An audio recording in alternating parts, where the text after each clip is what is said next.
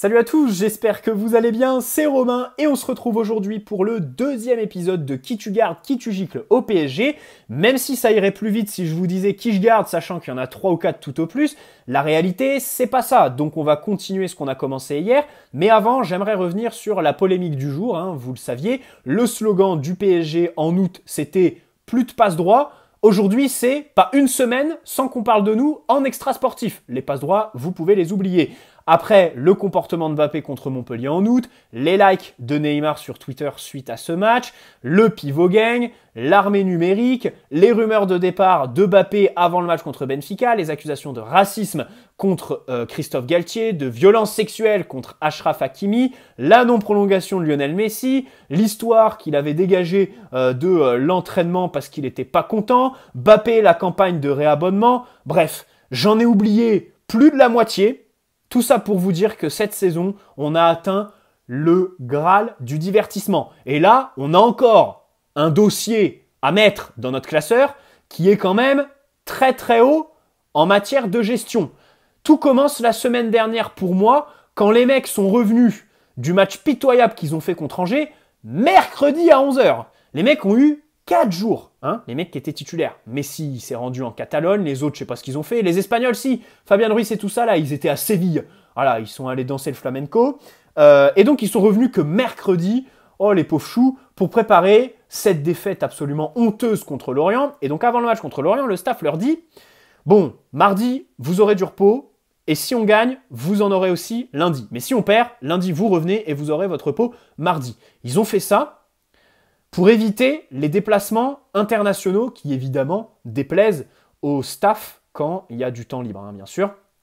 Et donc, ça ne vous a pas échappé, on a sorti un match, mais absolument atroce. Et je veux bien qu'on insulte Soler, Vitinha de tous les noms, mais Messi est vraiment à mettre au même niveau que ces joueurs-là sur son implication dimanche, parce qu'il a vraiment fait un de ses pires matchs depuis qu'il a signé au PSG. Eh bien, il s'est rendu, voilà, le diplomate 2.0, là, en Arabie Saoudite, sans prévenir le club, lundi, et donc il va reprendre l'entraînement que mercredi. Alors ça a fait parler chez les joueurs visiblement.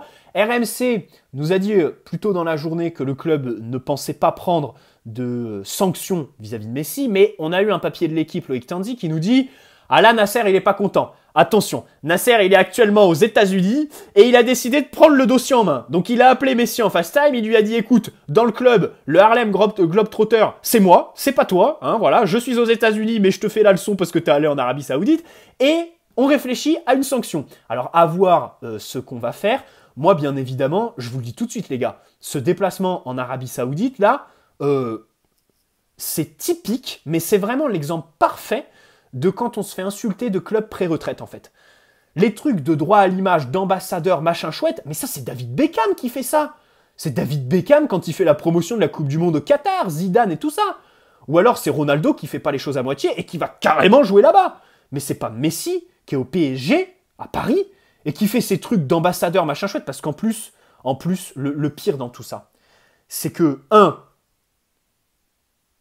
avoir son salaire d'un club détenu par des Qataris et aller en Arabie Saoudite faire la promotion du pays rival dans le Golfe, même si les relations se sont améliorées entre les deux pays depuis 2021, mais ça c'est masterclass. Et pour moi, l'émir quand il voit ça, il doit déchirer la proposition de prolongation.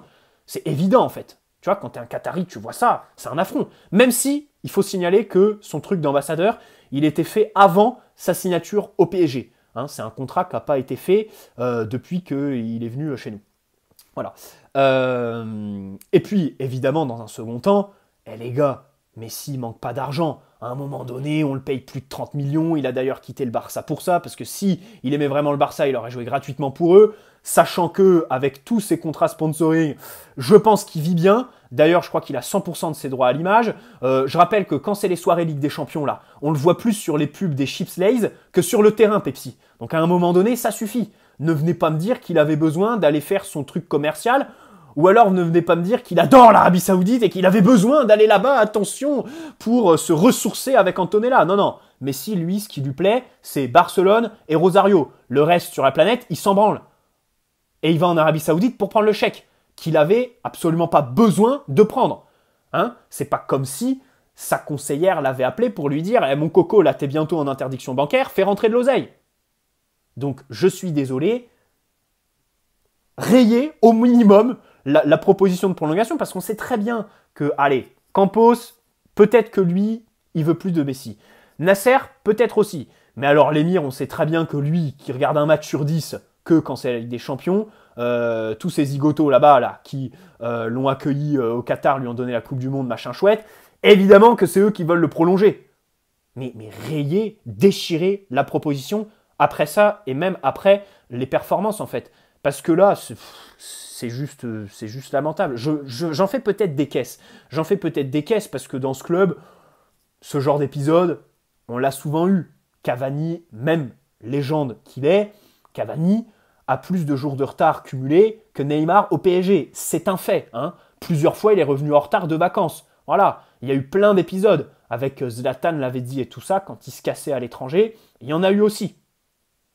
Mais là, franchement, la fin de saison qu'il nous sort, depuis la Coupe du Monde, il n'en a rien à branler. La double confrontation qu'il fait contre le Bayern, le match qu'il fait dimanche, c'est bon quoi. À un moment donné, mais laissez-le dans sa merde, que le Barça n'ait pas le fair play financier avec eux, qu'ils ne puissent pas le faire revenir et qu'ils se retrouvent la queue entre les jambes sans club. Parce qu'à un moment donné, en fait, si tu retournes le problème, mais moi je suis lui là, moi je suis Messi, je reste au PSG. Il a trouvé le plan parfait. Le club dans lequel on te dit, si on gagne, t'as 2 jours de repos, si on perd, t'en auras qu'un, tu perds, tu te casses quand même en Arabie Saoudite, personne ne te dit rien. Eh ben, t'as trouvé le bon plan. Le camp des loges, tu profites des installations, tu t'entraînes avec des top joueurs, ton pote Neymar et tout ça, Paredes, Di Maria quand il est arrivé, pour ta Coupe du Monde et ta sélection argentine. En Ligue 1, tu te livres pas trop parce que c'est un championnat qui est donné, pas comme la Première Ligue. Et en plus de ça, tu peux te permettre de sortir des bouses intercontinentales parce que la Ligue 1, bon, aux États-Unis, au Japon, à l'international, on regarde pas. Voilà, les PSG Lorient, PSG 3, on s'en tape. Alors que si tu as signé à City, c'est tous les week-ends qu'il faut que tu sois à fond. Donc 4 jours de repos en Catalogne ou l'aller-retour sur 2 jours en Arabie Saoudite, tu les oublies parce que pour la récupération, c'est pas possible. Voilà, évidemment qu'il a trouvé le bon plan. Moi, je suis Messi, mais évidemment que cet été, je retourne pas au Barça et corné, parce que c'est ce qui va se passer. Ma légende, là, dans le Barça de Xavi qui presse un petit peu, qu'est-ce que tu veux foutre Lionel Pepsi? Le mec qui est, évidemment, aujourd'hui, football anti-moderne complètement. Et on va y venir. Le PSG, pareil, est une équipe anti-moderne qui colle avec Messi. Donc moi, je suis lui, mais c'est le plan parfait, le PSG. T'es tranquille. T'es dans un club où tu peux négocier les petits contrats sponsoring, voilà, avec le Qatar tranquille, t'es bien payé, personne te regarde, tu peux sortir les matchs que tu veux en Ligue 1, personne t'en tiendra rigueur, à part les supporters pure souche du PSG, mais bon, nous, on est évidemment délaissés aujourd'hui, donc cet épisode, évidemment, ne doit pas rester impuni, et puis, si je devais faire un choix fort, vu le match qu'il fait contre Lorient dimanche, franchement, sur le banc contre 3, c'est 3 qu'on affronte ce week-end, je crois. Sur le banc, à un moment donné, 3 c'est bon, on peut les gagner avec Mbappé sur le terrain. Surtout quand tu vois l'engagement que met Messi, parce que c'est pas possible de pisser autant sur le club. Voilà. Et le pire, c'est ces fans-là. Les mecs, ça c'est un des plus grands fléaux du foot au XXIe siècle, avec les corners joués à 2. Les mecs qui regardent le foot pour des joueurs, mais pas pour des clubs. Moi, je vois pas d'autre solution.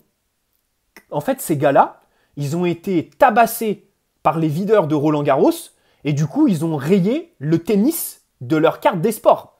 Parce que vraiment, aller supporter Djokovic, aller supporter Nadal, aller regarder Fourcade au ski de fond, au machin chouette, truc muche, les nageurs, le Florent Manodou, mais ne regardez pas le foot et ne parlez pas de foot avec nous. Ces mecs-là qui nous disent « Les Parisiens, ils veulent pas prolonger le joueur qui fait le plus de statistiques dans leur équipe. » Mais qu'est-ce qu'on s'en branle? Qu'est-ce qu'on s'en branle de ces statistiques contre le bas de tableau de Ligue 1? Ok, il en fait. Et je l'ai défendu là-dessus ces dernières semaines. Mais de l'autre côté, attaquez-vous à Vitinha, Carlos Soler avant de vous attaquer à Messi. Mais tu fais partir Vitinha, Soler, ça change quoi à ta marge de manœuvre? Rien. Tu les fais partir, ça ne change rien. Les mecs pèsent 5 millions sur tes caisses. Alors ok, ils te rapportent peut-être moins que ce qui te coûte, c'est même certain, C'est une différence avec Messi qui te rapporte plus qu'il te coûte. Mais de l'autre côté, le fair play financier, ils s'en foutent de tes contrats sponsoring. Ils prennent la masse salariale. Et donc faire partir Messi, ses 40 millions de salaire, quand Neymar a un contrat jusqu'en 2027, que Mbappé a 10 ans de moins que Lionel Messi, pardonne-moi, c'est sur lui que ça va. Mais faites partir Marquinhos. Marquinhos, pour faire quoi au juste? Pour faire 60 millions? Alors oui, hier j'étais pour son départ. Mais ce que je veux dire, c'est que là, je caricature. On n'a pas besoin d'indemnité de transfert, en fait. Vendre des joueurs, on est un club détenu par le Qatar. Si on veut des indemnités de transfert, c'est l'émir qui signe un chèque de 200 millions quand il se lève le 15 juin. Voilà. Aujourd'hui, notre problème, c'est la masse salariale. Si on veut faire un mercato à 400 millions, on n'a pas besoin de vendre des titulaires. Et c'est pour ça qu'aujourd'hui, la marge de manœuvre, c'est sur les 40 millions de Messi qui nous permettrait justement de signer 3-4 joueurs classe mondiale, niveau Ligue des Champions, avec le salaire qui va avec.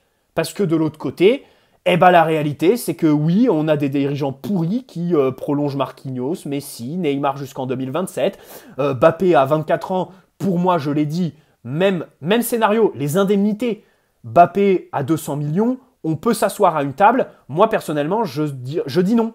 Je dis non parce que les 200 millions, on est détenu par le Qatar. Si on veut les mettre, c'est l'émir qui les met. On n'a pas besoin de vendre Mbappé pour ça. On n'a pas besoin. Et en plus, si on le vend à 200 millions, déjà, le club, vu comment il a remplacé Mota, Ibra, Thiago Silva et tout le bordel, j'ose pas imaginer comment on va remplacer Mbappé. Et avec 200 millions, la réalité, c'est qu'aujourd'hui, tu ne peux pas remplacer un joueur comme Mbappé. Avec 200 millions, tu recrutes Osimhen 150 et derrière, il te reste 50 pour faire un joueur de merde style Vitinha Paredes. Voilà la réalité. Elle est là aujourd'hui. Pour remplacer Mbappé, son indemnité que tu fais, elle ne suffit pas. Il te faut 300 millions. Il te faut un neuf, un ailier droit, un ailier gauche, un machin chouette truc. Donc à un moment donné, voilà, Messi, ça dégage. On n'en parle plus. Donc j'espère que cette histoire d'Arabie Saoudite va convaincre, achever le club de retirer leur proposition de prolongation parce que ces derniers jours, et c'était plus que prévisible, on a entendu que le Barça était pas capable finalement de lui proposer ce qu'ils lui ont dit verbalement, de le traduire. Alors ok, en Espagne, les lois sont vraiment beaucoup plus dures qu'en France. Même si nous, on a à notre décharge les lois fiscales, les charges patronales qui sont beaucoup plus élevées et qui font que notre masse salariale est beaucoup plus élevée que si elle ne l'aurait été en Bundesliga, en Allemagne, en Angleterre par exemple. Eux, en Espagne, le règlement, c'est vrai que Tebas, il rigole pas, il y a un fair play financier. Les supporters du Barça pourront en témoigner, qui est vraiment ultra rigoureux. Voilà.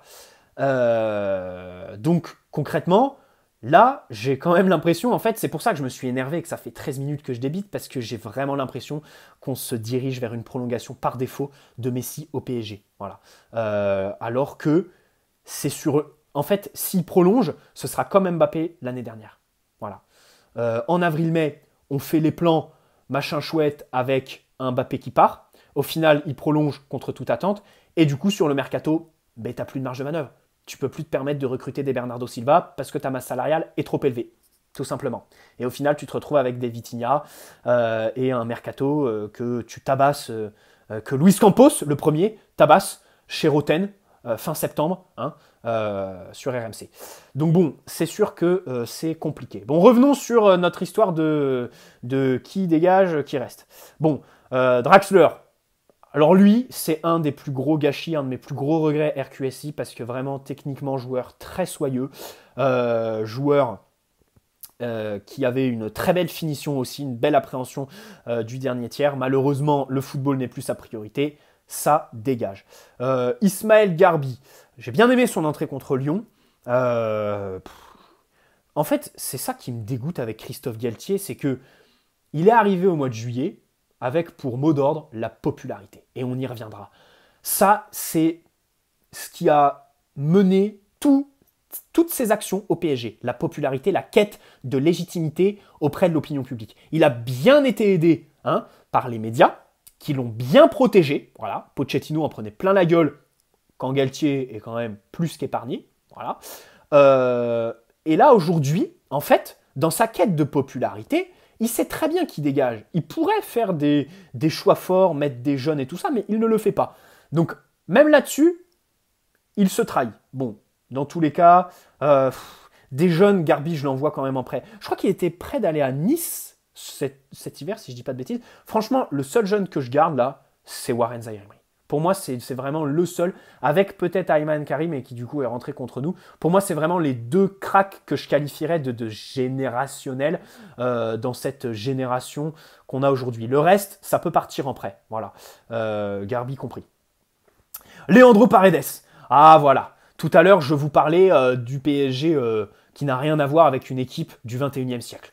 Un gardien qui est très mauvais au pied. Une défense qui est incapable de jouer haut parce que fuit le duel, Marquinhos, est très lent, n'arrive pas à courir vers son but et couvrir la profondeur, Sergio Ramos. Un latéral, Hakimi, qui est vraiment pas bon défensivement, alors qu'aujourd'hui, les latéraux, ça doit être le plus complet possible. Des milieux qui n'ont aucun impact au duel et aucune appréhension du dernier tiers. Ils savent pas ce que c'est, le dernier tiers du terrain.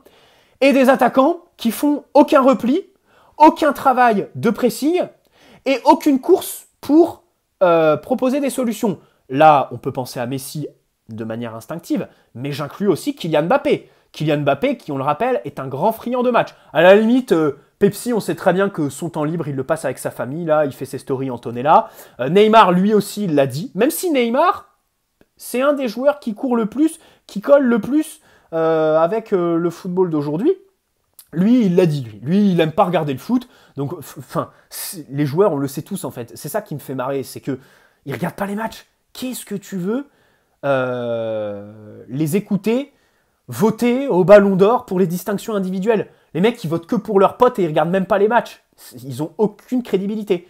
Mais Mbappé, même Pochettino le disait pendant la Coupe du Monde, Mbappé, à chaque fois, il regardait les matchs. Le lendemain, il venait me poser des questions tactiques au camp des loges. Et on le sait, il a dit lui-même, il regarde la Ligue 1, son temps libre, il le passe à jouer à FIFA et à regarder les matchs. Bah, visiblement, il le passe plus sur FIFA qu'à regarder les matchs, parce que aujourd'hui, le foot, c'est faire des efforts. Et Mbappé ne les fait pas. Je fais que de le marteler dans mes vidéos, donc je vais arrêter de vous balancer avec ça. Bon bref, le PSG est une équipe anti-moderne. Qu'est-ce que tu veux garder Leandro Paredes dans cette équipe-là? Non, ça dégage, bien évidemment, puisque lui, c'est typiquement le profil qui a besoin de jouer en pantoufles, qui rentre pour foutre le bordel, hein, parce que la réalité, on peut bander là, sur son côté kickboxing et protéger les Neymar, Messi et tout ça, mais quand il pète les plombs là dans les matchs, pardonne-moi, ça sert à rien en fait. Et ça fait disjoncter son équipe avant l'équipe adverse en fait. Parce qu'il est juste complètement abruti, c'est tout. Voilà, son prêt à la Juventus, ben, c'est un fiasco, ils vont pas le lever, il s'est engueulé avec Allegri et tout ça. Bon, même si là-dessus les torts sont sûrement partagés, parce qu'on rappelle qu'Allegri quand même est un des plus grands talibans des temps modernes. Hein. Danilo Pereira, bon allez, pareil, lui il a coûté 20 millions, c'est un peu comme Nordi Mukiele, je vous disais hier, rapport, statut, performance, transfert, salaire, tout est en corrélation, pas de problème. Et encore, il y a des gens qui le voient trop beau, il y a des gens qui le mettent titulaire l'année prochaine dans leur équipe. Non, la réalité c'est que si tu fais tes projections l'année prochaine, Danilo ne doit pas être plus qu'un joueur de complément. Tu dois recruter des mecs qui sont bien moins limités que lui, techniquement par exemple, pour le 11 titulaire. Voilà, c'est la réalité. Parce que cette saison, il a eu des bons matchs, c'est quelqu'un qui s'investit très bien et pas de problème, je le garde. Voilà, je le dis, je le garde. Mais, titulaire, en défense déjà, hein, parce qu'au milieu, il faut arrêter. Et ensuite, il faut recruter des mecs qui ont des qualités bien supérieures à lui et que lui reste dans la rotation. Voilà. Si vous commencez à faire des 11 avec Danilo titulaire, on va pas s'en sortir. On finira en Europa League, je préfère vous prévenir. Même si, évidemment, c'est un très bon joueur, qui colle avec son statut. 20 millions, il a été recruté pour la rotation. Le drame, c'est qu'il a été recruté pour remplacer Thiago Silva, qui était capitaine et titulaire, et que donc, on s'est fait une fixette sur Danilo, parce qu'on pensait que ça allait être le remplaçant de Thiago Silva. Alors qu'à ce moment-là, tu dois recruter un joueur en vogue, classe mondiale et tout ça. C'est tout, c'est ça la réalité. Bon, Fabien Ruiz, vous connaissez mon avis. Il y a des coups d'éclat cette saison, mais ça dure pas plus de 20 minutes dans un match. Et c'est ça qui me gêne parce qu'à chaque fois, il a des trous noirs. C'est un peu le Lionel Messi du milieu de terrain sans les différences individuelles, tout simplement. Voilà, un mec qui est là sans être là, qui a des petits moments de grâce, mais qui a évidemment pas le talent de Lionel Messi et qui du coup ne décide pas du sort des matchs. Voilà.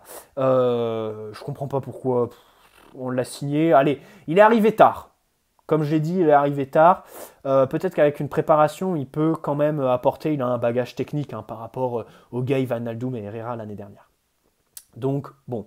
Renato, pareil, comme Draxler. Bon, lui, c'est les blessures. Quand il arrive, c'est un des milieux au PSG qui, cette saison, est le plus à même de remporter des duels, mettre de l'intensité. Mais la réalité, c'est que là, les blessures, c'est pas possible, quoi. S'il y a une offre, et je pense qu'il y en aura, parce qu'il a un bon agent et surtout une bonne cote sur le marché des transferts, ça part Renato. Enfin, c'est un fiasco sur le papier. On peut pas me dire, il faut le garder, quoi. Enfin, le mec, on le voit tous les 2 mois, il enchaîne 2 matchs, il se pète. C'est pas possible. Moi, je l'aime bien. C'est vraiment talent, enfin, niveau talent, un super joueur. Mais encore une fois, quel assassin qu'est Luis Campos de lui avoir donné 50 contrats, sachant que lui et Galtier le connaissaient comme personne avec leur passage à Lille et savaient comme personne que c'était un joueur injury prone, tout simplement. Voilà. Donc ça, c'est vraiment meurtrier d'avoir fait ça. Surtout qu'en plus, le transfert était à 12 millions. Pardonne-moi, 12 millions, tu peux les amortir sur 3 ans plutôt que 5 ans. Voilà. Donc, ça part, si bonne offre. Carlos Soler. Ouais, et franchement, Carlos Soler, je pense que c'est un des sur qui. Alors, Mendes est son agent, donc bon, je pense que c'est un qui lui, va se faire refourguer comme Sarabia, Wolverhampton ou une merde comme ça. Je pense que ça va pas être le plus difficile à faire partir. Mais évidemment qu'il doit dégager ce mec-là. Il a rien à faire. Il a rien à faire ici. Même si, allez, à la différence de Vitinha Ruiz, il sait appréhender le dernier tiers. Mais au duel en Ligue 1, mais le mec est complètement bouffé. Et le pire, c'est qu'il t'a dit l'autre jour, là, que selon lui, il faisait une bonne saison, qu'il était content de sa saison. Mais qu'est-ce que c'est que ce bordel? Mais qu'est-ce que c'est que ce truc? Non. Bon, vous me dégagez ça. C'est terminé. Marco Verratti, lui, il a prolongé, donc évidemment, il va rester. Comme Marquinhos hier, je ne ferme pas la porte à un départ, en fait. Parce qu'aujourd'hui, je ne fais que de le répéter. Les Soler, Vitinha, c'est cool de vouloir s'en séparer. Mais si tu veux que dans ce club, il y ait quelque chose qui change, à un moment donné, les mecs qui étaient là à toutes les défaites, les mecs qui puent la loose, qui puent le je m'en foutisme, qui paraissent lassés par l'environnement, qui ont tout vu, voilà, qui ont juste besoin, mais même lui en fait, il a juste besoin de se casser, c'est aussi simple que ça. À un moment donné, machin, il fait sa carrière au club, ok, mais quand t'as fait ton temps, t'as fait ton temps. Et c'est ça, encore une fois, le problème du PSG qui n'a pas besoin d'indemnité transfert. Sinon, en 2017, il serait parti, Verratti. On l'aurait fait partir parce que le vendre 80 millions, ça aurait été super. Aujourd'hui, si tu en trouves 40 ou 50, c'est le bout du monde. Et même 40-50 pour Verratti, je les accepte pas. Parce que je sais très bien que derrière, le PSG va les investir n'importe comment. Et que même un Verratti avec 4 kilos en trop, les clopes et tout le bordel, fracasse Vitinha et tout le bordel. C'est la réalité. Alors hier, on a eu un article de Dominique Sévérac qui nous a dit « Il est revenu de la Coupe du Monde avec 4 kilos en trop ». Mais à quoi ça sert de sortir ces informations 6 mois après? Expliquez-moi. À quoi ça sert? Sachant qu'on sait très bien que ces infos sortent par Luis Campos, qui commande ces articles auprès de Dominique Sévérac, comme il lui faisait dire en juin dernier que Zidane était une pure fake news et qu'il ne viendrait pas au PSG, que Neymar dégagerait avant la fin de l'été. Dominique Sévérac est le porte-parole de Luis Campos, on le sait tous. Donc Luis Campos qui fait cet article pour trouver des coupables et dédouaner l'entraîneur incompétent qu'il a mis à la tête de cette équipe, chose qui est, pareil, relève mais du terrorisme international. Et évidemment, les joueurs, Vitinha, Soler, qu'il a placé, Soler pour faire plaisir à Mendes, Renato Sanchez et tout ça, et faire donc de Verratti un coupable. Pardonnez-moi, c'est comme ça que je vois ce papier, même si bien sûr, Verratti fait la pire saison de sa carrière. Et encore une fois, je le dis, il faut que, pour tout le monde, il faut que un des Verratti, Marquinhos parte cet été, change d'air. Pour lui, pour le club, pour nous, mais encore une fois, ça ne se fera pas parce que les deux ont prolongé. Et surtout, même si on le faisait, on sait très bien qu'on les remplacerait mal. Et qu'au final, on les regretterait comme on regrette Mota, comme on regrette Silva, comme on regrette tous. Et comme même, je pense, on pourrait regretter Messi en novembre s'il ne prolonge pas, vu le nombre d'occasions qu'il nous a données cette saison. Voilà, par ses passes, ses ouvertures. Parce que cet été, j'espère que le club va quand même recruter un joueur aussi créatif que Messi. Vitinha, Nordi Mukiele 12 millions, Danilo 20 millions, au vu des performances du statut, ça colle. Vitinha 40 millions, ça arrive, ça te dit c'est le remplaçant de Verratti. Au final, le mec, ça doit pas dépasser le banc. Dans un club qui vise la Ligue des Champions ou au moins les quarts de finale, ça ne dépasse pas le banc, Vitinha. C'est la vérité en fait. Et à 40 millions, du coup, c'est pas le statut qui est en corrélation avec le montant que tu as déboursé, tout simplement. Alors il est jeune, machin, truc progression, mais moi, il a un plafond de verre qu'il ne brisera pas selon moi, et qui fait que Vitinha, il ne faut pas lui envisager plus que le banc. Voilà, ça l'a vu beaucoup trop beau sur ses performances en août-septembre qui se sont arrêtées dès le début octobre. Il faut arrêter la narrative qui vise à dire qu'il a fait une bonne première partie de saison. Non, il a fait 2 bons premiers mois, c'est tout. À partir d'octobre, il ne surnageait plus dans ce collectif. Tout simplement. Peut-être qu'il était meilleur quand on jouait en double pivot avec Verratti. Wijnaldum, évidemment, ça repart aussi vite que ça revient. Quoique, peut-être qu'il va rester à l'AS Roma. Zaïre Emery, comme j'ai dit, je garde. Voilà, c'est le seul que je garde vraiment des jeunes parce que même si je trouve que les supporters en ont trop fait avec ses performances au mois de janvier, sachant qu'il faisait juste contrôle-passe vers l'avant et qu'on nous disait crack générationnel, ça le comparait à Pedri, je trouve que ça en faisait trop. J'ai plutôt vraiment aimé son entrée contre le Bayern au retour. C'est là que je me suis dit, ouais, vrai crack. Alors qu'avant, il faisait des choses assez basiques. En réalité, si on veut dire les termes. Mais, ceci étant dit, il est très développé physiquement pour son âge. Techniquement, évidemment que voilà, il fait de belles choses. Il faut qu'il reste. Je le garde pour la rotation l'année prochaine. Pas de problème là-dessus. Voilà, bon, on est à 26 minutes de vidéo. On parlera de Neymar, Mbappé, Ekitike et tout ça vers Icardi dans une autre vidéo du coup. Hein. N'hésitez pas à poser un like si celle-là vous a plu, vous abonner si ce n'est pas déjà fait. Et Verratti, Messi, Arabie Saoudite, prenez des sanctions. Des sanctions sportives. Financièrement, il s'en fout. Il a ses revenus, tout le bordel. Il n'a pas besoin d'argent. Il est quand même allé en faire en Arabie Saoudite alors qu'il n'en a pas besoin. Ne le convoquez pas pour le match ce week-end. Voilà. En plus, physiquement, je suis sûr que, voilà, avec son truc d'aller au Moyen-Orient 2 jours alors qu'on joue dimanche, bon bref, j'arrête. Bonne soirée, ciao les amis.